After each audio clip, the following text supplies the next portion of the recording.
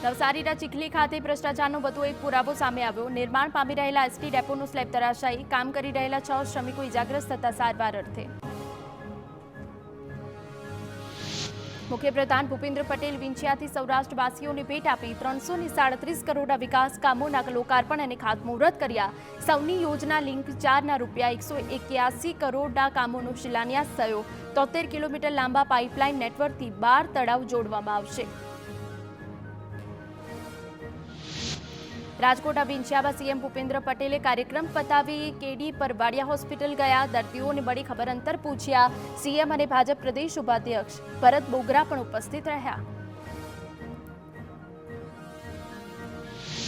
વિધાનસભામાં મોડુભાઈ બેરાની મોટી જાહેરાત। બરડા વિસ્તારમાં ઓપન જંગલ સફારી બનાવાશે। બરડા વિસ્તારમાં સિંહ, સાબર અને હરણ જેવા વન્યજીવોનો વસવાટ કરાશે। મૂળ દ્વારકાને પણ ડેવલપ કરવાનો સરકારનો પ્લાન।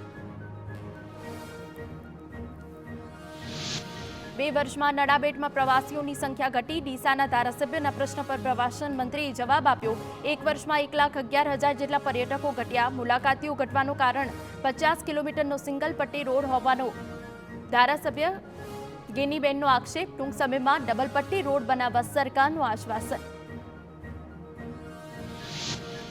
અમદાવાદમાં 2 નવા ફ્લાયઓવર બ્રિજ બનાવવાની સીએમએ મંજૂરી આપી। પાંજરાપોળ જંકશન પર 86.94 કરોડના ખર્ચે બ્રિજ બનાવાશે। બીજો બ્રિજ પંચવટી જંકશન પર 98.18 કરોડના ખર્ચે બનાવાશે। 2 નવા ફ્લાયઓવર બ્રિજ માટે 185 કરોડની ફાળવણી કરાઈ। રેલવે વિભાગે વડોદરાના ડભોઈથી વાઘોડિયાના રૂટનો સર્વે હાથ ધર્યો। નવી બ્રોડગેજ લાઇન નાખવા કરવામાં આવ્યું સર્વેક્ષણ। ટ્રેન શરૂ થતાં ડભોઈથી વાઘોડિયા નોકરી કરવા જતા રોજિંદા 5,000 યુવાનોને ફાયદો થશે।